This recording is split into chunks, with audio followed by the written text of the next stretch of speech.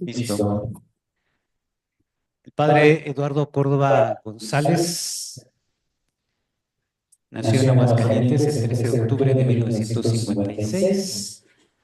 De 1985 a 1988 realizó sus estudios en el Pontificio Instituto Bíblico de Roma para conseguir el doctorado de licenciado en ciencia, el grado, perdón, de licenciado en ciencias bíblicas. Después, entre 2001 y 2005, realizó la investigación requerida para el doctorado en Teología Bíblica por la Universidad Pontificia de México, en donde presentó su tesis, El mensaje escatológico de Primera Tesalonicenses 4:13 a 5:11, a partir de un análisis histórico-crítico, retórico y sociológico. La defensa de la tesis fue el 25 de mayo del 2005. De 2005 a 2024 ha sido profesor de Teología Bíblica en la Universidad Pontificia de México, sobre todo impartiendo cursos de griego bíblico y de exégesis del Nuevo Testamento. Del 2006 a 2012 fue el coordinador de la sección de Biblia dentro de la Facultad de Teología. En octubre de 2014 fue nombrado miembro de la Pontificia Comisión Bíblica por parte del Papa Francisco para el periodo 2014 a 2019. El nombramiento es renovado para el periodo 2021 a 2026. Con ustedes el padre Eduardo Córdoba González. Muy buenas tardes. Buenas tardes a todos. Los saludo con mucho gusto, eh, con el deseo de haber estado allá, pero no me fue posible. Esperamos que Dios nos conceda el próximo año vernos. Entonces, les propongo este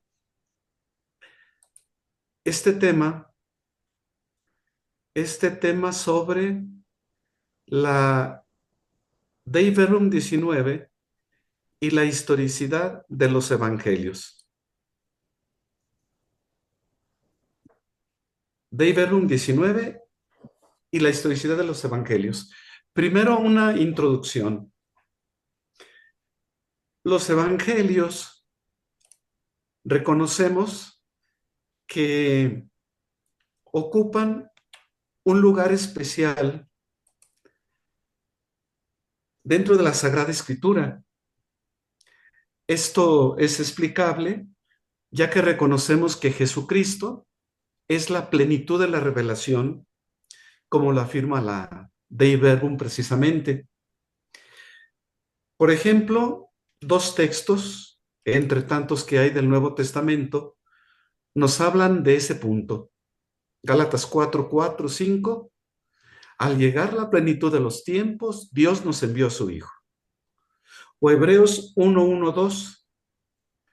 En el pasado Dios habló a nuestros padres por medio de los profetas. Últimamente nos ha hablado por medio de su Hijo.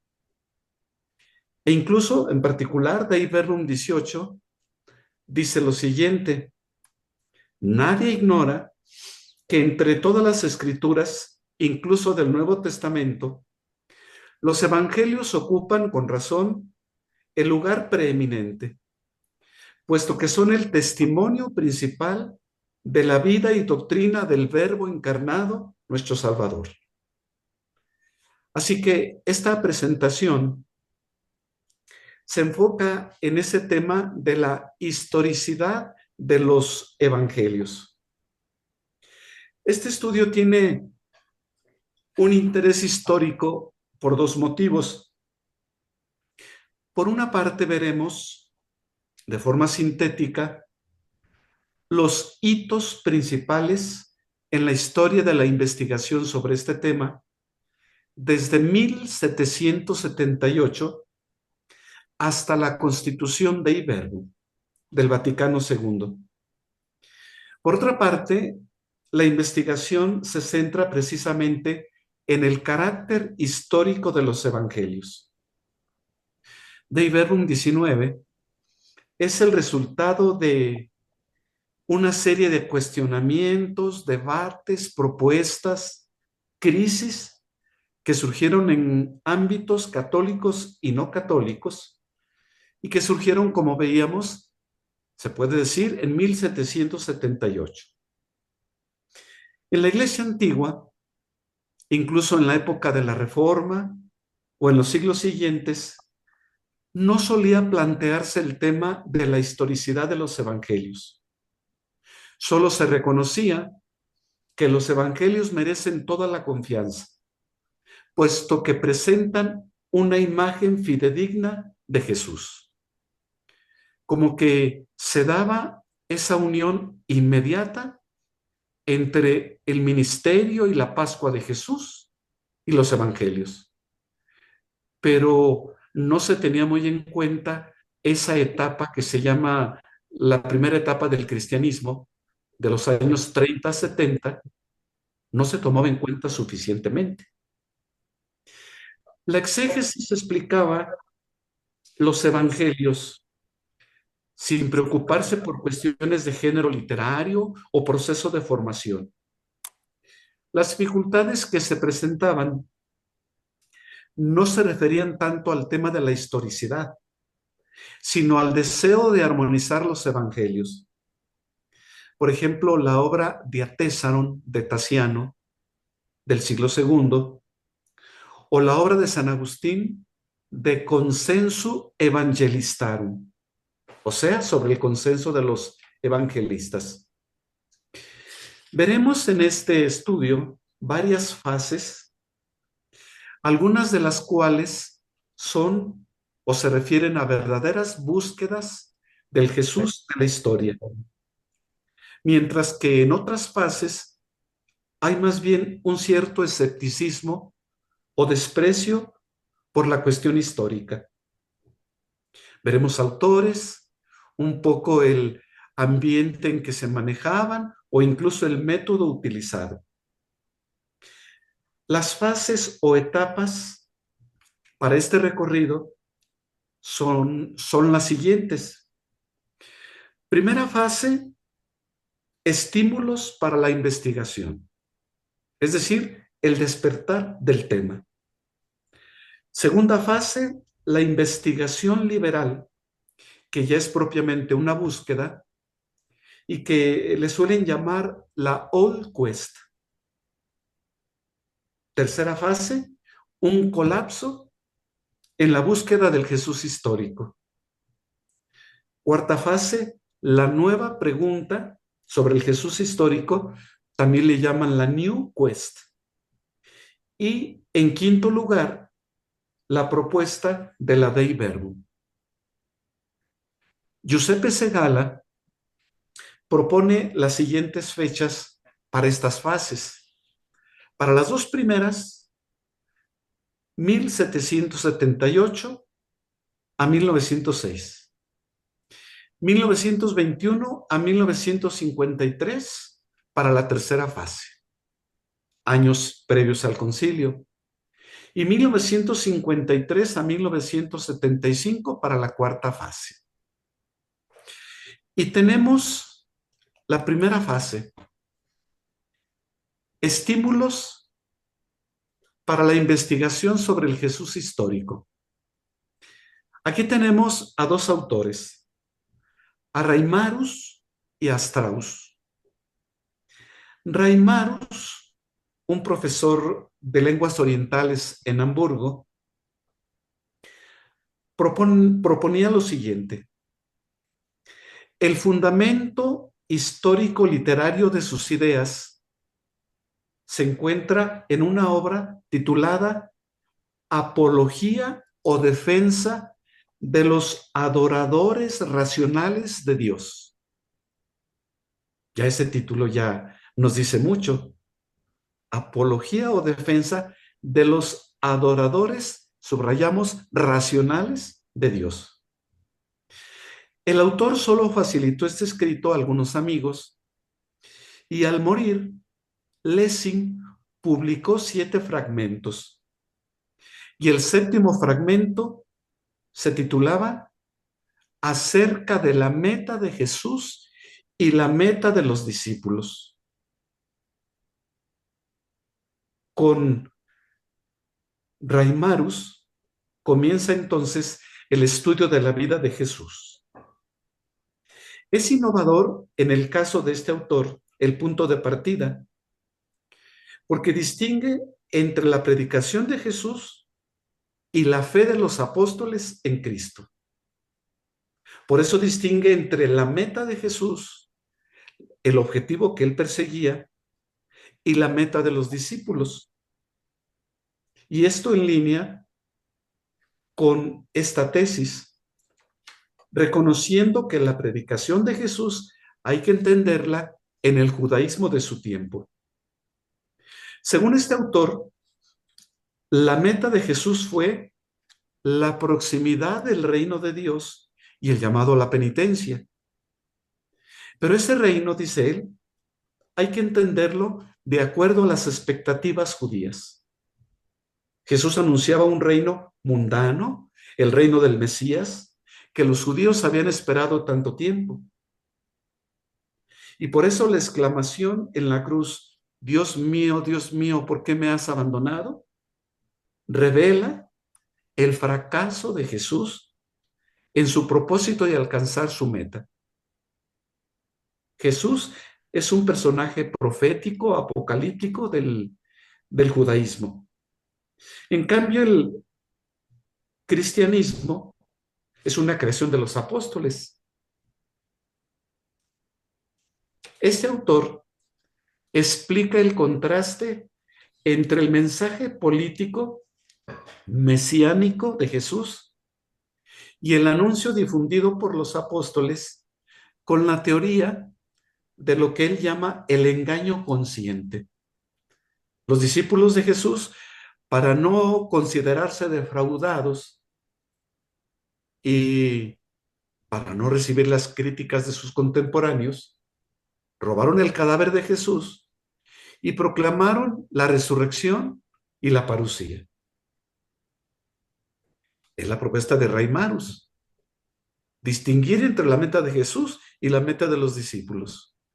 Y los discípulos se movieron en el ámbito del engaño consciente. El siguiente autor, Strauss, era filósofo y teólogo y publicó una vida de Jesús. El mérito de Strauss, que no hay que confundirlo con el que hizo muchos valses, es otro Strauss. El mérito de Strauss fue la aplicación a los evangelios del concepto de mito. Él considera que el enfoque mítico de la tradición sobre Jesús es lo más acertado y es como una síntesis de las interpretaciones insuficientes del sobrenaturalismo por una parte y del racionalismo por otra. O sea, ni sobrenaturalismo ni racionalismo, sino mejor el mito. René Latourelle, tratando de definir lo que entiende Strauss por mito, expresa lo siguiente. Esa cita que tienen ustedes ahí no es una cita de Strauss, sino de Latourelle, que trata de explicar lo que entiende Strauss por mito. El mito neotestamentario, en el pensamiento de Strauss, no es más que la transposición y la representación en términos de historia del ideal religioso de los primeros cristianos. El Cristo de los Evangelios, confesado por los cristianos como el Dios encarnado, es un Jesús mitificado a partir de unos cuantos elementos sacados del judaísmo, del helenismo y de la experiencia cristiana. El mayor interés que ofrecía la interpretación racionalista de otros autores radica precisamente en querer explicar racionalmente los milagros de Jesús. Por ejemplo, un autor dice que Jesús habría escondido una gran cantidad de panes antes de multiplicarlos milagrosamente, entre comillas, y explica la resurrección como una muerte aparente. Esto con el afán de una explicación racionalista. Strauss no está de acuerdo con esto, con esta interpretación, y por eso contrapone, ya lo mencionábamos, el sobrenaturalismo y el racionalismo, y propone la explicación mítica.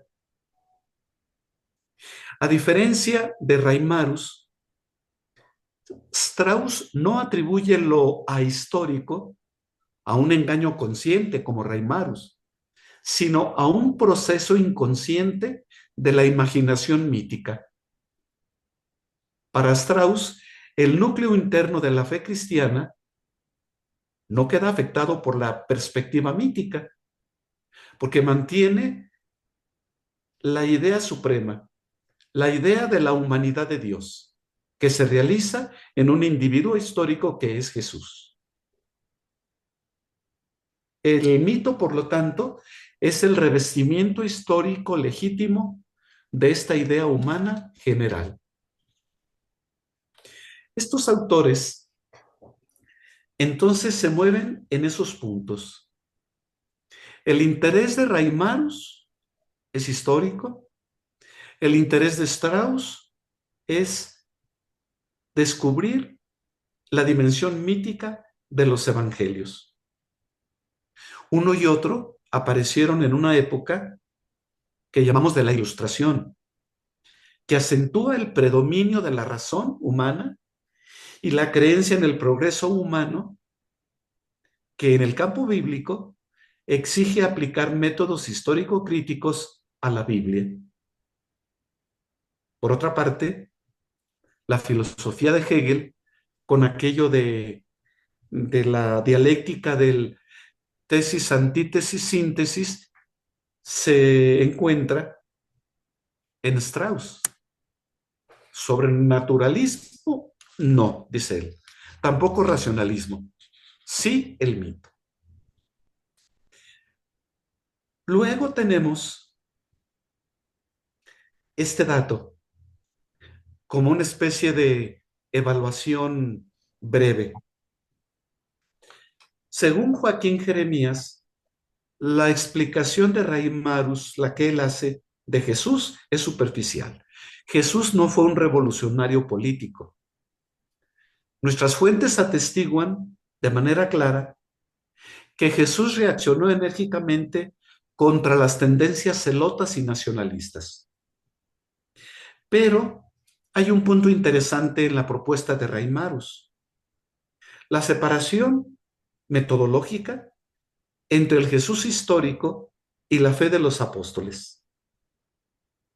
Por otra parte, en cuanto a Strauss, la parte débil de este autor fue su forma de entender la relación entre los sinópticos, porque decía que Mateo y Lucas eran los evangelios más antiguos y Marcos era una síntesis de ellos. Y esto, ya lo había dicho, me parece que Papías o un autor antiguo. Con esto se da, más que una búsqueda, un despertar del tema acerca del Jesús histórico. Pero viene la segunda fase, con estos autores, con Baur y con Holtzman.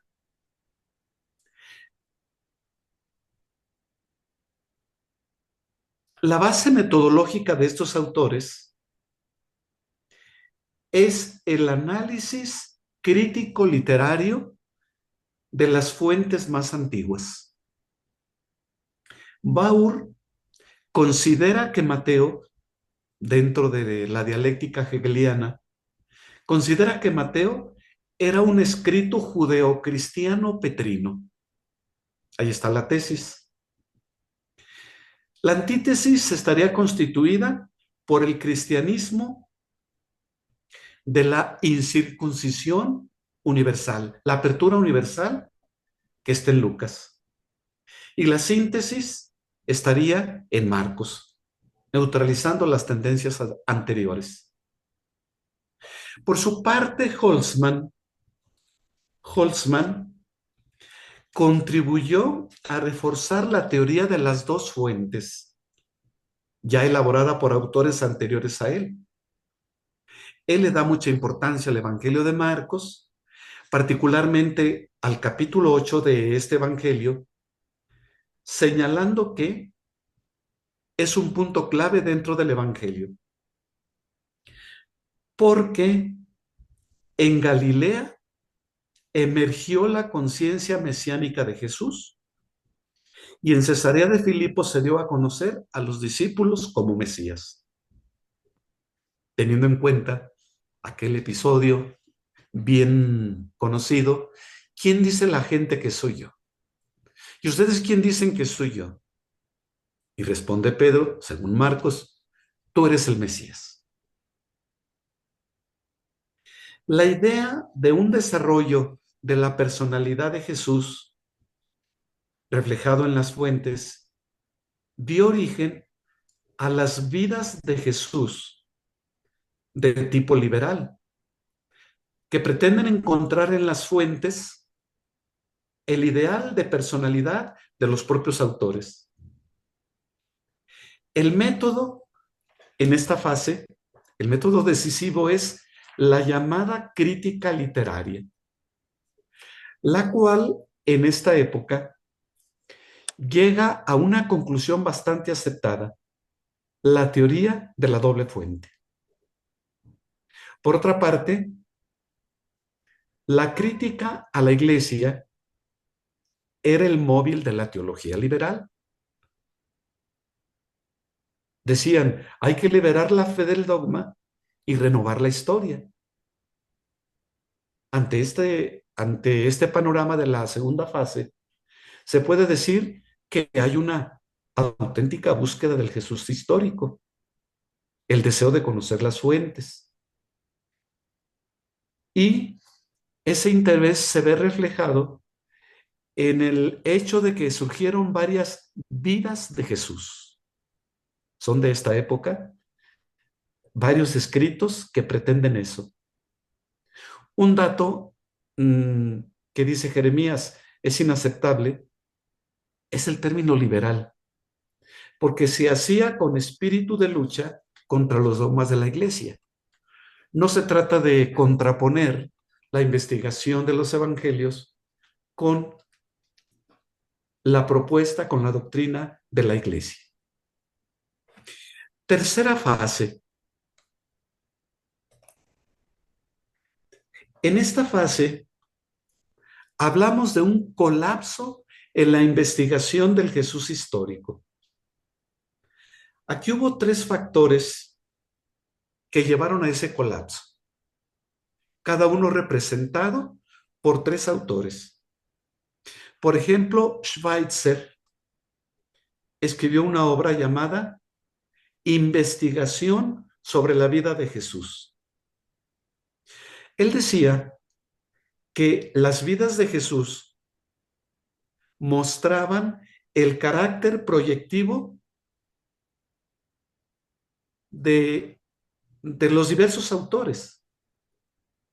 Por ejemplo, en ese sentido, ya en un comentario de Jeremías, él dice, los racionalistas describen a Jesús como el predicador moral, los idealistas como la quinta esencia del humanismo, los estetas lo ensalzan como el amigo de los pobres y el reformador social, y los innumerables pseudocientíficos hacen de él una figura de novela. Luego, Wrede, en 1901, puso en entredicho el tema del secreto mesiánico de Marcos.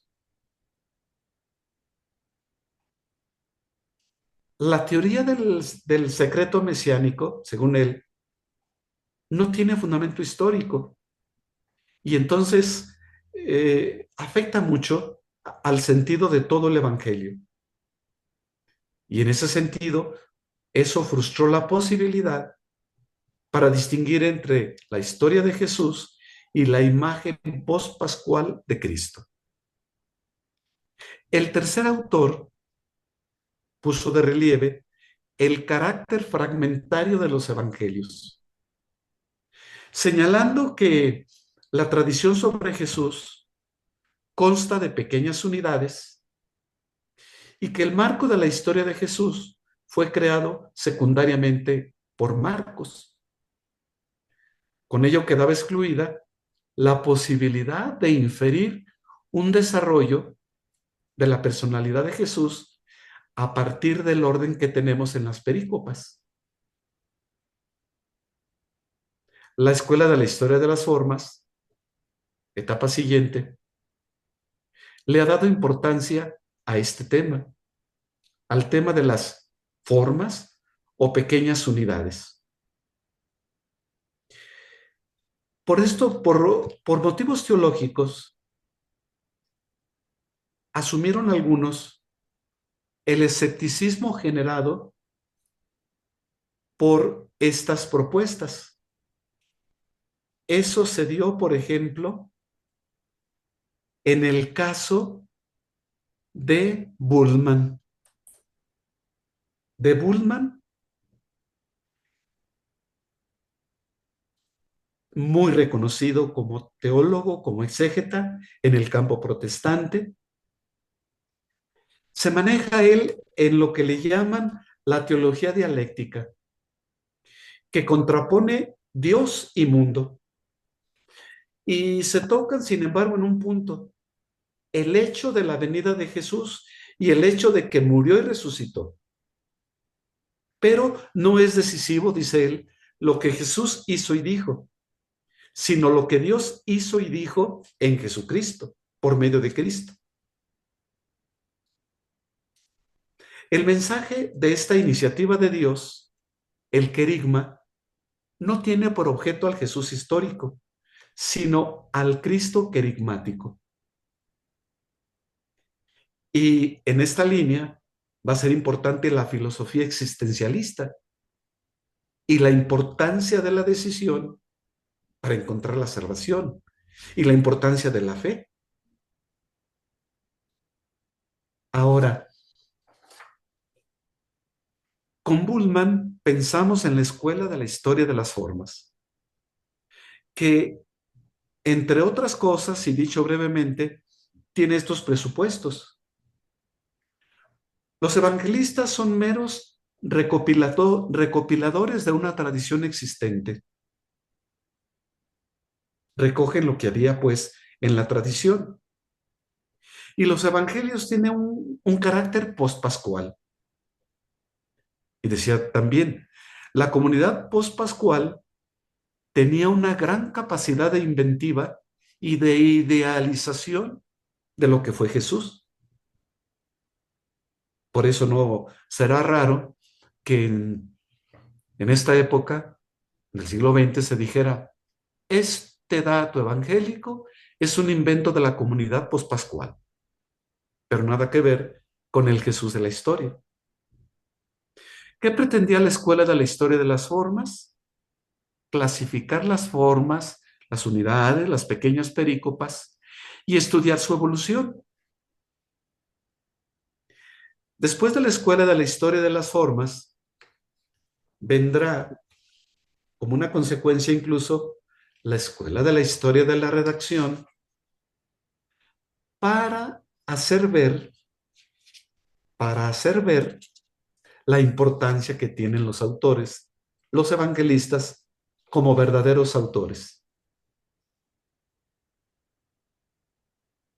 Ahora, en la cuarta fase, sí, en la cuarta fase tenemos la nueva pregunta por el Jesús histórico.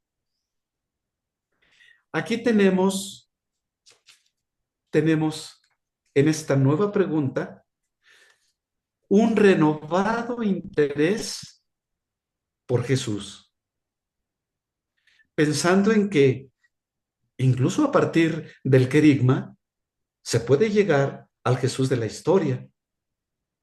Tenemos tres autores y de ellos, de cada uno de ellos, mencionamos un dato. Por ejemplo, Joaquín Jeremías dice lo siguiente, lo tenemos ahí como una cita textual. Las fuentes, en primer lugar, nos prohíben limitarnos al querigma de la iglesia primitiva y nos obligan necesariamente a plantear la cuestión del Jesús de la historia y de su mensaje. La fuente del cristianismo no es ni el querigma, ni la experiencia pascual de los discípulos, ni un Cristo ideal. La verdadera fuente del cristianismo es la entrada en escena del hombre Jesús de Nazaret, que fue crucificado bajo el poder de Poncio Pilato, y el mensaje concreto de ese mismo Jesús. Con este lenguaje, con estos términos, como que estamos entrando con alguien con el cual parece que nos entendemos ya mejor. Y estamos en una nueva pregunta y muy aceptable. ¿Qué dice Kesseman, el segundo autor?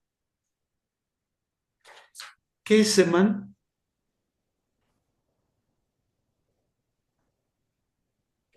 en una conferencia sobre el problema del Jesús histórico, pronunciada en 1953,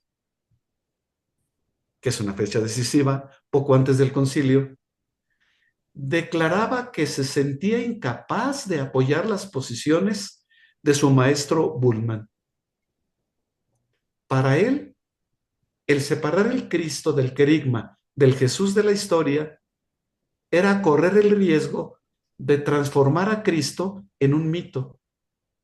Es decir, reducirlo a una ideología sin figura ni cuerpo.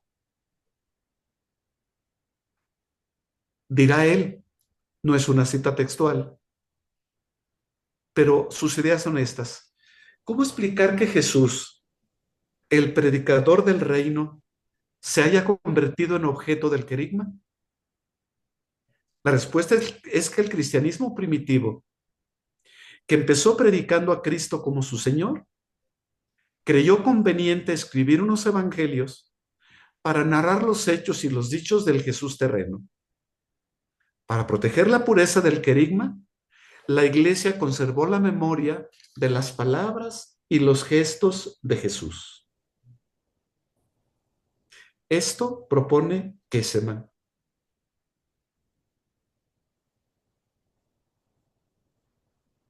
Y luego, el tercer autor, Günther Bornkamm, dice lo siguiente. No es una cita textual, pero estas son sus ideas.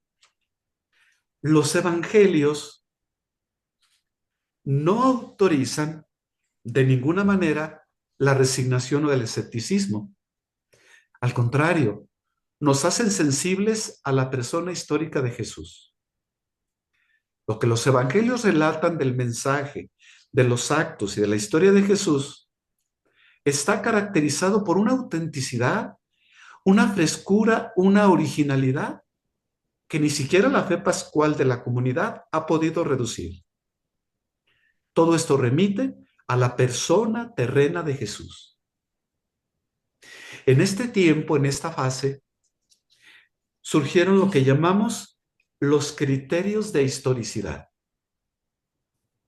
Ahí tenemos 4 criterios que se han manejado en varios autores y pensemos, por ejemplo, en el caso de Meyer, John Meyer, en su obra tan extensa, Jesús, un judío marginal, donde va comentando, analizando tantos episodios de los evangelios, precisamente desde la perspectiva histórica, y se apoya en estos y algún otro criterio.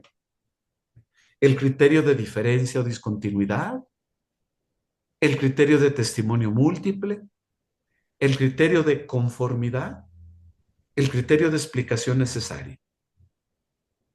En cuanto al primero, habrá que pensar, bueno, aquello que no vaya de acuerdo con el judaísmo o que no vaya de acuerdo con la primitiva comunidad cristiana y que quede en los evangelios, debe ser histórico. O el de testimonio múltiple. Aquello que esté atestiguado en varias fuentes debe ser histórico. Simplemente, por ejemplo, el título Hijo del Hombre, que está en los 4 evangelios. Y así los demás criterios. ¿Qué dice ahora Dei Verbum? Siguiente diapositiva. Dei Verbum, quizá ya se vio, o se va a ver, no sé, el desarrollo de la elaboración de la Dei Verbum. Pero aquí lo mencionamos teniendo en cuenta esos 5 esquemas, pero fijándonos en este aspecto de la historicidad de los evangelios.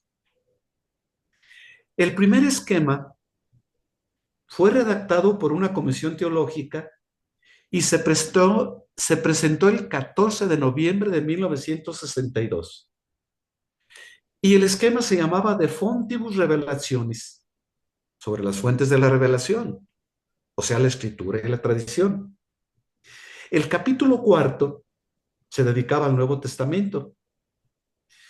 En el número 20 se hablaba del valor histórico de los evangelios y se exponía la actitud ante ese tema, diciendo, con firme y constantísima fe, la Iglesia ha creído y cree que los 4 evangelios sinceramente comunican, etcétera, lo que Jesús, Hijo de Dios, realizó. En el número 21 del esquema primero, se condenaban algunos errores por los que se negaba o disminuía la verdad histórica de Jesucristo.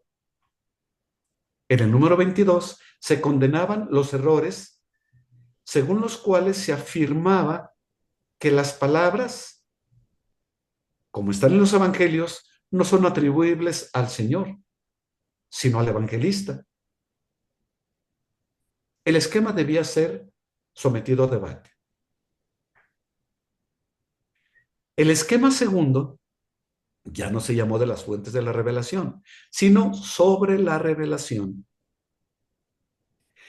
El esquema se envió a los padres el 23 de abril de 1963 con ese título. En cuanto al tema de la historicidad de los evangelios, hubo cambios. En este segundo esquema ya no se mencionan los errores sobre la verdad histórica de los evangelios. Por otra parte, la actitud de la Iglesia ante el valor histórico de los evangelios se formula ya no con los verbos credidit et credit, ha creído y cree, sino con esta expresión tenuit et tenet, ha tenido, ha considerado y tiene y considera, etc. El esquema segundo no se discutió en el aula conciliar y los padres fueron enviando sus observaciones al esquema durante la segunda mitad de 1963 y primera del 64. El esquema 3. Este esquema se elaboró como fruto de las 2,481 propuestas de enmienda enviadas por los padres. Y en el tema de la historicidad, y aquí hay que sonar la trompeta, pero no la trompeta del jubileo, sino la trompeta para señalar la importancia que tuvo la Pontificia Comisión Bíblica por esta razón. La Pontificia Comisión Bíblica elaboró un pequeño documento que le llamaron Instrucción de la Pontificia Comisión Bíblica por encargo del Papa Juan XXIII. El Papa les dijo a los de la comisión, por favor, estudien este tema que es candente, la historicidad de los evangelios. Estudien esa cuestión de la historia de las formas. El estudio se hizo a finales del 63 y se terminó el año 64. La instrucción de la Pontificia Comisión Bíblica sobre la historicidad de los evangelios, titulada Sancta Mater Ecclesia, está fechada el 21 de abril del 64. Y fíjense una cosa, esa instrucción, que es más bien breve, tiene 5 pequeños apartados, 3 páginas, fue decisiva y casi tal cual aparece en Dei Verbum 19. Esa instrucción señala, entre otras cosas, lo siguiente. En cuanto al método de la historia de las formas, el exégeta puede utilizar el método, pero con cuidado, porque el método puede tener principios inadmisibles. Por ejemplo, algunos rechazan la existencia del orden sobrenatural. Otros se desinteresan por la historia y no estamos de acuerdo. Otros niegan a priori el valor e índole histórica de los documentos de la revelación. Otros exageran el poder creador de la comunidad pospascual. Y también un dato muy valioso de la instrucción fue distinguir entre cada una de las 3 etapas para que fuera posible que tuviéramos los evangelios. La etapa Jesús, la etapa apóstoles, comunidad primitiva y la etapa de la redacción. El esquema cuarto, elaborado con las observaciones hechas al esquema anterior, se entregó a los padres el 20 de noviembre del 64. Luego, el 20 de octubre del 65, que está ahí señalado, se procedió a la votación del texto.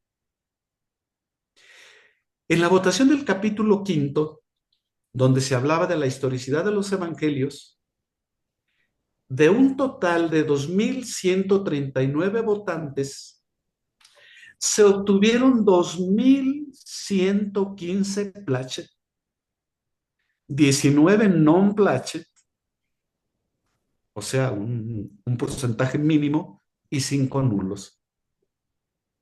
El esquema quinto fue el definitivo.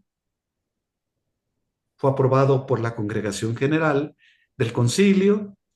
Solo faltaba la presentación del Papa.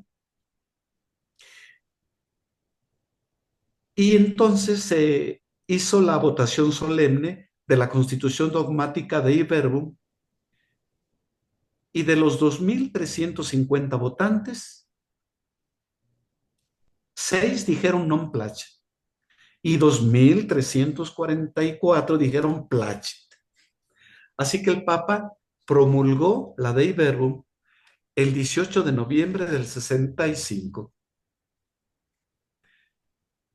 ¿Y qué dice entonces Dei Verbum 19? Lo presentamos en 2 apartados. La Santa Madre Iglesia, así comienza la instrucción de la Pontificia Comisión Bíblica, Santa Mater Ecclesia. La Santa Madre Iglesia firme y constantemente ha mantenido y mantiene que los 4 referidos evangelios, cuya historicidad afirma sin vacilar, comunican fielmente lo que Jesús, Hijo de Dios, viviendo entre los hombres, hizo y enseñó realmente para la salvación de ellos, hasta el día que fue levantado el cielo. Primera etapa. Los apóstoles ciertamente, después de la ascensión del Señor, predicaron a sus oyentes lo que él había dicho y obrado, con aquella crecida inteligencia de que ellos gozaban, amaestrados por los acontecimientos gloriosos de Cristo y por la luz del Espíritu de verdad. Estamos en la segunda etapa. ¿Qué sigue? Gracias. Los autores sagrados escribieron los 4 evangelios escogiendo algunas cosas de las muchas que ya se transmitían de palabra o por escrito, sintetizando otras o explicándolas, atendiendo a la condición de las iglesias, reteniendo por fin la forma de proclamación, de manera que siempre nos comunicaban cosas verdaderas y sinceras acerca de Jesús. Es bien importante, paréntesis, el manejo de estos verbos: escoger, sintetizar, explicar, porque esto ya nos da la posibilidad de entender los diferentes evangelios sin pretender armonizarlos a toda costa. Escribieron, pues, sacándolo ya de su memoria o recuerdos, ya del testimonio de quienes desde el principio fueron testigos oculares y ministros de la palabra, para que conozcamos la verdad de las palabras que nos enseñan. Y ahí se cita el prólogo de Lucas del Evangelio. Conclusión, ponemos ahí un sí y un no. En todo este panorama, por decirlo brevemente en 4 puntos, se dio en su momento, pero se ha superado, no lo aceptamos, el racionalismo exagerado. No aceptamos el escepticismo o el desinterés por el Jesús de la historia, no, como Bullman. No aceptamos que hubiera demasiada inventiva de la comunidad pospascual al grado de pensar que los evangelios son obra de las comunidades. Un pequeño paréntesis. Por ejemplo, dice Pablo en 1 Corintios 7, carta escrita hacia el año 50 y tantos, habla sobre el matrimonio y el celibato. Y él dice, el celibato lo aconsejo. El matrimonio, este es un punto que no está a discusión, ni a comentario, ni a sugerencia. Es mandato del Señor. ¿Estás casado? No te separes. ¿Qué indica esto? Que en el año 50 se había conservado ya la tradición firme de que Jesús había hablado de la indisolubilidad del matrimonio. O en la misma carta, Pablo hablará a propósito de la Eucaristía. Yo recibí del Señor lo que les he transmitido. La comunidad pospascual no se dedicaba a inventar y a darle vuelo a la imaginación. Recogía tradiciones. Tampoco estamos de acuerdo en el papel secundario de los evangelistas, vistos como meros recopiladores. En cambio, sí se consiguió lo siguiente, y se refleja en Dei Verbum 19. Sí a la distinción de las 3 etapas en la elaboración de los evangelios. Y le damos importancia a cada una de ellas. Sí se ha mantenido la teoría de la doble fuente. Sí es importante darle relevancia a la comunidad pospascual, es decir, a esa etapa entre el 30 y el 70, sobre todo, la primera generación, que fue cuando se empezaron a escribir los evangelios, comenzando por el relato de la pasión, que fue tan relevante y que fue lo último en la obra de Jesús, y que estaba fresco. Pronto se escribió la pasión, el relato. Y sí a reconocer a los evangelistas como verdaderos autores. Así que estamos en una situación pacífica que no deja de suscitar el interés por seguir profundizando en estos queridos amigos, en estos venerabilísimos autores, estos agiógrafos, Marcos el de León, Lucas el del Toro, Mateo con el ángel y Juan el del águila. Amigos, compañeros, pues eso es todo. Bien.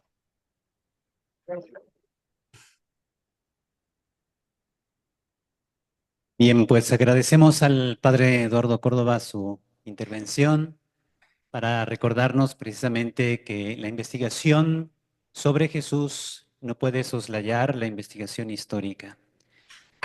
Muy bien, pues